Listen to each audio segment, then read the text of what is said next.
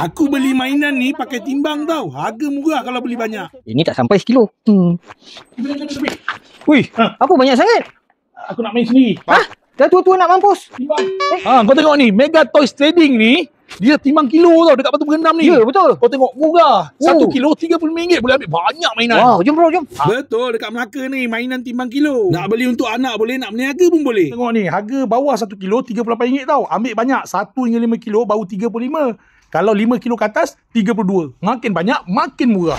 Ni robot-robot ada, kereta kontrol ada, banana ni ada, macam-macam ada kat sini. Bro, kereta kembang ni pun timbang? Ya, timbang, murah. Bro, asal kau dalam kotak? Kau tengok mainan kat sini, macam-macam ada.